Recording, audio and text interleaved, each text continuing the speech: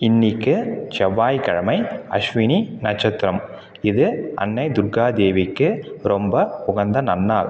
இந்த நன்னாளில் நம்ம தெரிஞ்சுக்க போகிறது பயம் மற்றும் பதற்றம் நீக்கிற அன்னை துர்கா தேவியினுடைய ஸ்லோகம்.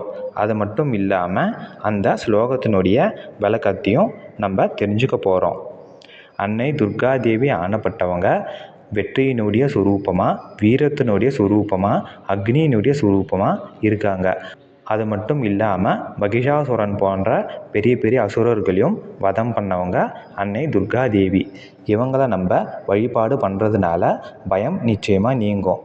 தேவி மகாத்மிகத்தில் சொல்லப்பட்ட ஒரு எளிமையான ஒரு ஸ்லோகத்தை நம்ம இப்போது அர்த்தத்தோடு தெரிஞ்சுக்கலாம்.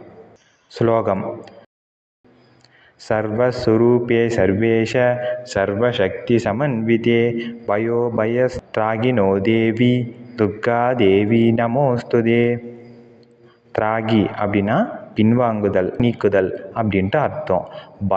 பய அதாச்சு ஏன் இங்கே பயம்னு 2 வாட்டி சொல்லியிருக்காங்கன்னா, ஒன்று புறத்தில் ஏற்படுற பயம், 2வது அகத்தில் ஏற்படுற பயம்.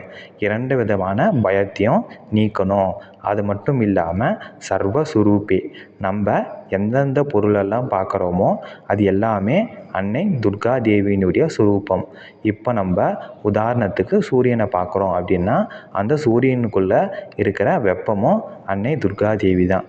அதே போல் நம்ம சந்திரனை பார்க்குறோம் அப்படின்னா, அந்த சந்திரனுடைய குளிர்ச்சியும் அன்னை துர்கா தேவி தான். இது போல் எல்லா பொருட்களுமாக இருப்பாங்க.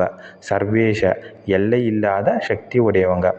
சர்வசக்தி சமன்விதே, அதே சமயம் எந்த ஒரு சக்தியாக இருந்தாலும் அதுக்கு சமமான சக்தியாகவும் அமைவாங்க. இத்தகைய தன்மையுடைய துர்கா தேவியை வணங்குறேன், அவங்க என்னுடைய பயத்தை நீக்கட்டும் அப்படின்ட்டு சொல்லியிருக்காங்க. பிடிச்சிருந்தா லைக் பண்ணுங்கள், ஷேர் பண்ணுங்கள், சப்ஸ்கிரைப் பண்ணுங்கள். மறக்காமல் பெல் பட்டனை ப்ரெஸ் பண்ணுங்கள். டிஸ்கிரிப்ஷன்லேயும் ஃபஸ்ட்டு கமெண்ட்லேயும் வாட்ஸ்அப் லிங்க் கொடுக்குறேன், மறக்காமல் ஜாயின் பண்ணுங்கள்.